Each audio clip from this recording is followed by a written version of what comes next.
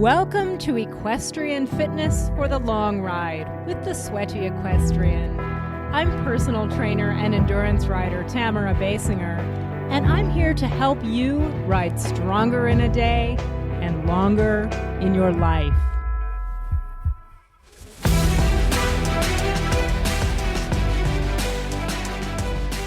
Hello, welcome to the podcast. Guys, I am going to be honest, I am wiped today. I'm a bit on the low energy side because I spent the whole week traveling to Minneapolis and sitting in meetings and airports and all the things, and I dragged home late last night, and then I was all spun up and couldn't get to sleep very easily. And then, of course, I was up early this morning to try to catch up on life at home. So I am not my usual sharp-edged self today, so I'm going to try to keep it together here and give you a useful episode anyway. And what is top of mind for me right now is heat training, because we equestrians obviously have an outdoor sport, and sometimes that means that we have to get out there and perform, even if it's super hot, even if it's super humid, and we can actually intentionally prepare our bodies to handle that better than they otherwise would. While I was gone, we actually had record-setting heat here in my little corner of Idaho. We had the hottest temperature, I think it was 96 degrees in May 12th or something, was when that day happened. And so summer is right around the corner. Apparently, it's already here in my world. And if you are looking ahead to some summer events, whether you're planning to, say, ride the Tevis Cup, where it is famously hot, according to the teviscup.org website, the temperatures along that trail can get up to 120 degrees Fahrenheit, 50 Celsius.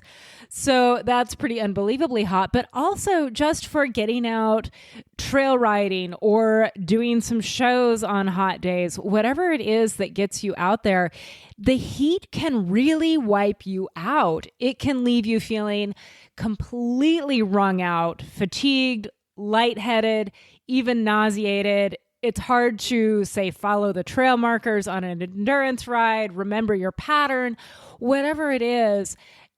You don't really need your mojo melting under the sun if you want to have a good time and be competitive.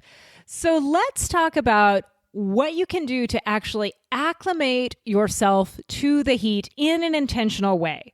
Now, heat acclimation is a real thing. It is a tool that is used by all kinds of athletes, not to mention military personnel and people with physical outdoor jobs, to improve the ability to perform in hot and or humid conditions. So why not take advantage of this as riders as well? I mean, after all, we have our horses depending on us for their safety and performance, and then there's our own enjoyment of the sport. And why else do we do this if not to have fun?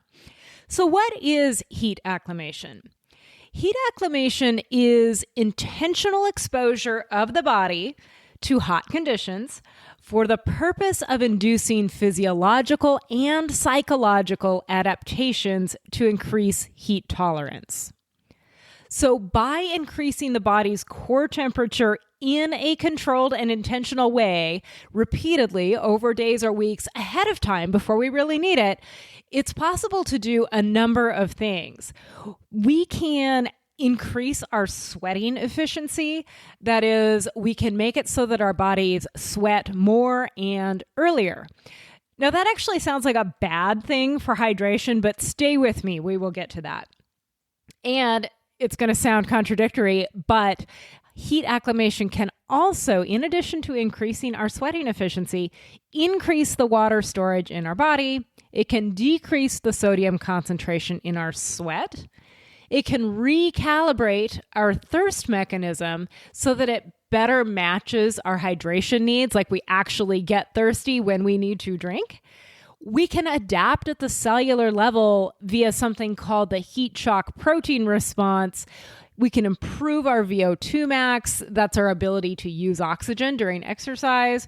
We can increase the number of red blood cells that we have. This kind of mimics altitude training for increased oxygen delivery, which if you are a person who's thinking of doing a high endurance ride like Tevis, that's useful to you in more ways than one. Also, heat acclimation can lower our resting heart rate. It can increase our cardiac output, which is the volume of blood that's pumped by the heart in a minute. It can improve the glycogen sparing in our muscles, and that basically amounts to using more body fat for fuel rather than relying on carbohydrate. And since even the leanest among us have practically endless energy supply in the form of body fat, that is a very good thing when we're out there doing especially long endurance type events. So the upshot of that long list is that heat acclimation enables us to ride longer and better in hot conditions with reduced risk of dehydration and heat stress. So let's talk about this. Heat acclimation increases sweat production, and at the same time, it reduces risk of dehydration. Yes, at the same time. How is that possible? Let's start with a quick review of the basics. Sweat offers evaporative cooling. We know that. And that evaporative cooling offered by sweat is crucial for maintaining a safe core body temperature in hot conditions, but it does come with a physiological price tag. Why? Because sweat is drawn from the moisture in our blood plasma, and this fluid loss gradually reduces the volume of our blood and increases its viscosity. It gets thicker. That forces our hearts to work harder to supply our muscles with oxygen. Now, as we sweat, we also lose electrolytes, including potassium, magnesium, calcium, and the big one, which is sodium. The sodium content of sweat actually varies by different individuals, but it can range from 200 to 2,000 milligrams per liter. There was one study in which athletes lost 3,500 to 7,000 milligrams of sodium during a single day of exercise in the heat. Now, to be clear, those were not equestrians. They were performing more rigorous exercise than we typically do in the saddle, but it just gives you an idea of how very much sodium we can lose when exercising in hot and or humid conditions. So let's say, for the sake of argument, that you lost, call it 2,500 milligrams of sodium during a long day of exercise out with your horse. The FDA's recommended daily sodium intake is 1,500 milligrams. So you would be losing more during that day of exercise than the daily recommended intake. And by the way, I don't necessarily agree with that recommendation. I think for a lot of people, it is a bit on the low side, but I'm just offering it here for the sake of perspective. You can actually lose more in a period of exercise in hot weather than you are advised to take in sodium in a whole day. So what happens when sodium concentrations in the blood drop too far? Maybe you've heard of a condition called hyponatremia. When we don't have enough sodium in our blood, we end up with symptoms that range from headaches and fatigue and vomiting all the way to seizures, coma, and death. This is why drinking plain water and thereby further diluting our body's dwindling sodium percentage is a poor strategy for endurance exercise, especially in the heat. The thing is, heat acclimation does not prevent us from losing fluid through sweat. In fact, it actually increases the amount that we sweat. We sweat more and earlier when we're heat acclimated. The extent of this increase is variable among individuals, ranging from very little to as much as 20% difference. So, since sweating means losing both fluid and sodium, Shouldn't this be a bad thing? But it turns out that heat acclimation also does a few things that counteract the increased fluid loss through sweat. For starters, heat acclimation actually lowers the sodium concentration in our sweat by about 35 to 50%. That means that even though we are sweating more, we're not losing sodium at our pre-acclimation rate. Also, heat acclimation increases blood plasma volume, giving us a larger reservoir that we can draw from during exercise, and it recalibrates our thirst mechanisms to better reflect our hydration needs. So again, there is more of a thirst response when we need it to trigger us to start drinking. So that's pretty cool, right? Heat acclimation definitely results in real observable physiological changes, but get this, those observable effects are inadequate to fully explain the documented performance benefits of heat acclimation. And this has led to speculation that part of the benefit is actually psychological. This might lead you to ask, if much of the benefit of heat acclimation is just in my head, is it really that important? And the answer is yes. There's a leading theory in exercise science called the central governor hypothesis. And the central governor hypothesis purports that it is our brains that determine when our bodies cannot go on. A brain that is trained to permit additional discomfort is a brain that will let the body exercise longer or harder before forcing it to stop. So what does that have to do with heat acclimation? Well, here's the bad news. Heat acclimation or heat training is not the most comfortable endeavor. You see, the two critical ingredients are heat and time.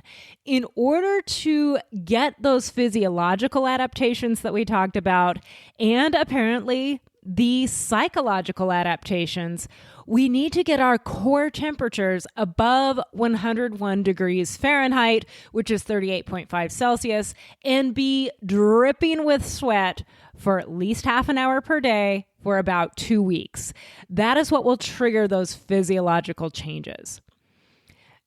For perspective, by the way, 104 degrees Fahrenheit or 40 Celsius is the core temperature at which you need to cool down right now to stay safe. So 104 is the danger point. You need to seek immediate cooling and probably medical help. We're talking about 3 degrees Fahrenheit below that as the target for the core temperature for at least half an hour per day for 2 weeks in order to get the positive, if uncomfortable, physiological adaptations and psychological adaptations that can come with heat acclimation. Now, how do we do that? Obviously, we need to find ourselves a hot environment. This can be something man-made. It can be a sauna, a steam room, a bathtub, or it can be the great outdoors. In dry heat, you're going to need a higher temperature than you will if you have humidity as well. Now, in a perfect world, of course, we would choose conditions for our heat adaptation that are similar to the ones where we plan to compete. So in my case, when I was researching heat acclimation seriously for the first time, it was because I was getting ready to do the Western States Trail Ride, aka Tevis, which is the famous 100-mile endurance ride over the Sierra Nevadas in July or early August. And it can get very, very, very hot in some of the canyons, and you're out there all day. So your horse needs to be heat acclimated, and so do you as the rider if you wish to perform optimally or even perhaps finish the ride. The heat can really take you out if you're not ready. So I knew that that was going to be high altitude and dry heat. That was handy for me because I happen to live not so much at high altitude, but in the high desert where we have that same kind of dry heat. Then I had to decide between active and passive heat adaptation. What I mean by that is you can accomplish the same physiological adaptations whether you are doing it actively or passively, whether you're doing it while working out in the heat or moving around in the heat, or simply sitting around in very hot conditions.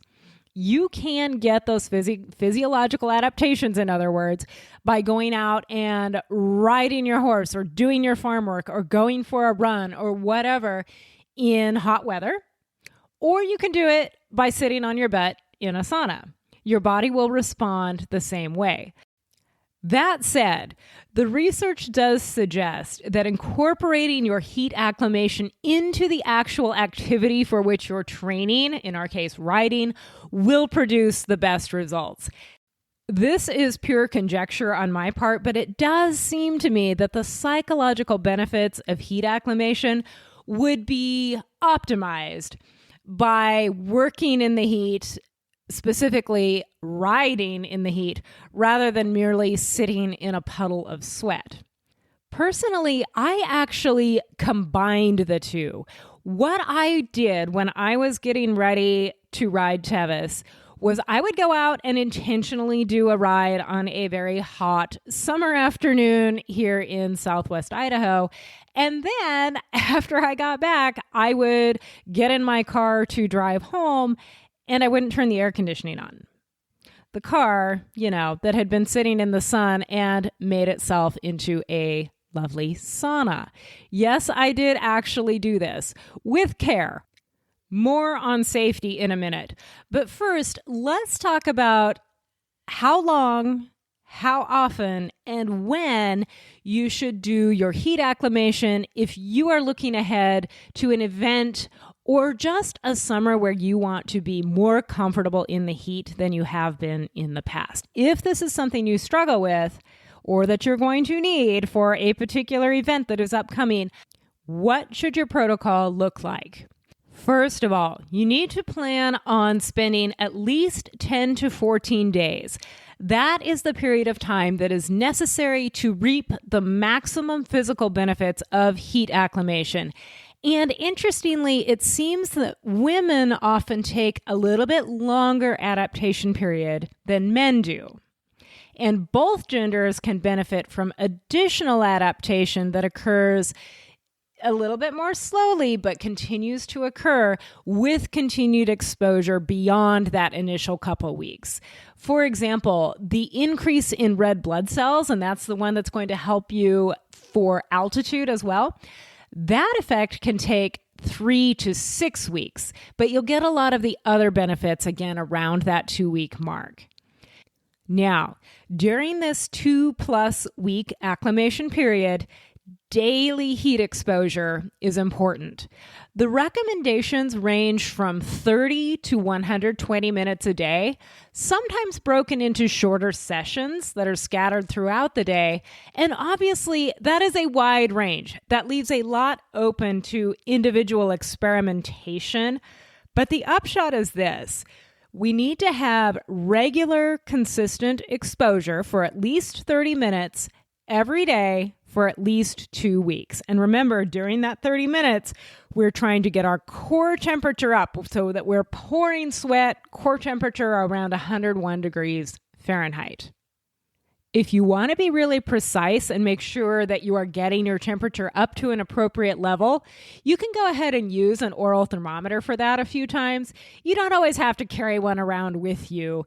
You will learn what this feels like and be able to get into that state and know that you're probably there without having to actually take your temperature. But if you want to at first, you can certainly do that just to get the feel of it. Speaking of the feel of it, we already talked about how heat acclimation is obviously not a super comfortable project. You will be uncomfortable. You will be sweaty. You will be hot.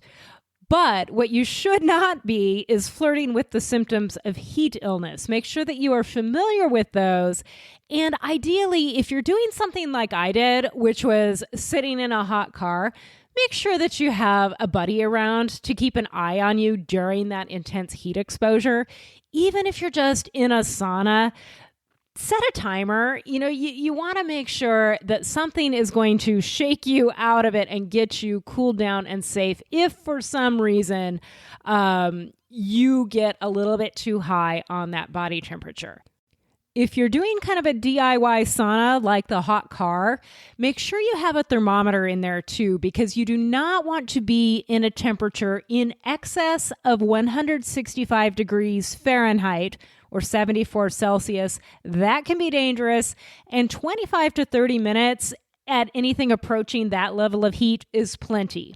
If you are new to heat training, start with lower temperatures and work your way up. And again, obviously make sure someone is keeping an eye on you. And clearly, we're not going to actually drive. If we're in a car here, we're not going to actually drive if we feel lightheaded. Also, bear in mind that we are acclimating ourselves to heat, not to dehydration. The goal here is not to dehydrate yourself. You want to be taking in fluids. The one thing you don't want to do, though, is indulge in ice water or slushies, because we are trying to raise the core body temperature. So taking in that cold fluid for purposes of acclimation is counterproductive. We want lots of fluid, but we don't want that fluid cooling us down.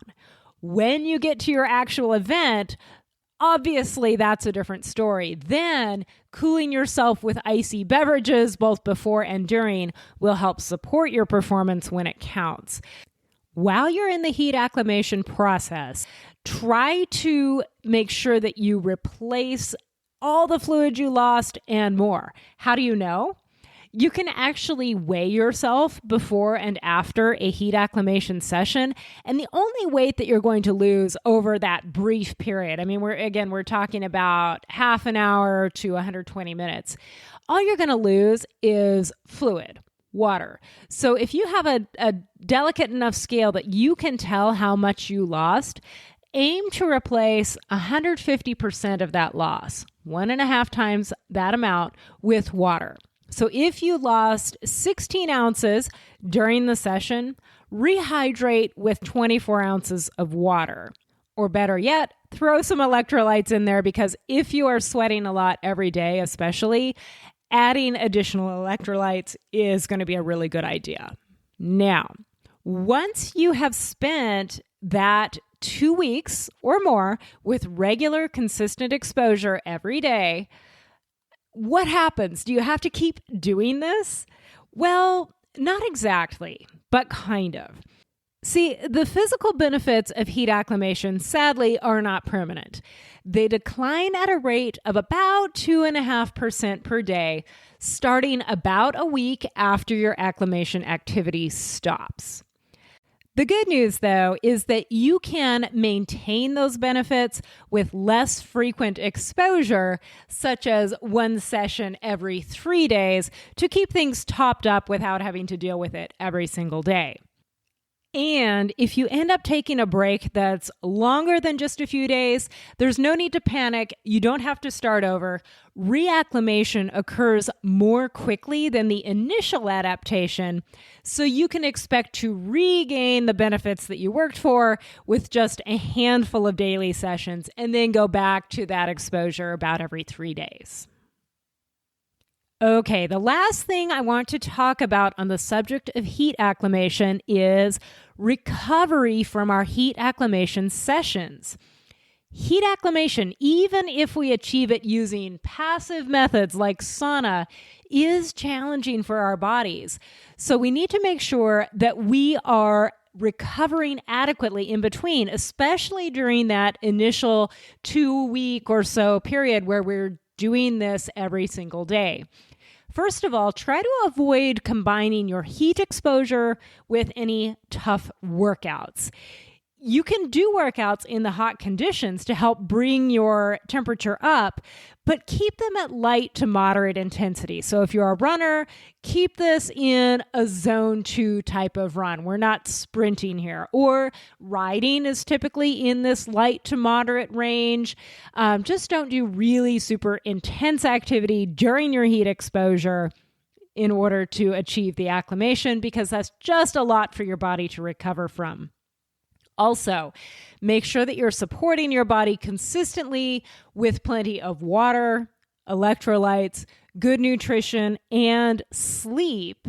You can even consider using a device, especially while you sleep, that monitors your heart rate variability, or HRV, which it's beyond the scope of today's episode to talk about what HRV is, but basically it's a physiological measure that serves as an early indicator of excessive stress. So if you have a device that measures HRV and tells you whether or not you are experiencing excessive stress, keep an eye on that during your heat acclimation and make sure that you are recovering adequately. Again, familiarize yourself with the symptoms of heat illness. Consider having a buddy around when you are experiencing this intense heat exposure, just to keep an eye on you. Oh, and also make sure to remember that heat exposure does not equal sun exposure. Use long pants, sleeves, mineral sunscreen, all those things. Sun exposure is not necessary. It's the heat that we're after. And then finally, because heat acclimation is a stressor and we need to recover from it, it is best not to pack your heat acclimation into the very last couple weeks before your goal event. Whatever that is, when you are planning to be out there performing at your peak in the heat, you do not want to be frazzled and fried from your heat acclimation. Ideally, instead, plan ahead. Implement that initial 2-week block of daily exposure starting 4 to 6 weeks ahead of your goal event, and then just maintain your adaptation with heat exposure every few days. And then right ahead of the event, you can go ahead and lay off the heat acclimation for the last few days. Focus on the travel, focus on taking care of yourself and your horse. Go have a great time. Your body can handle the heat as long as you get it ready. And that is all part of riding stronger in a day and longer in your life. Want to get more sweaty? Subscribe to my newsletter at thesweatyequestrian.com/newsletter. And remember, you have what it takes to be a full athletic partner for your horse. Saddle up strong.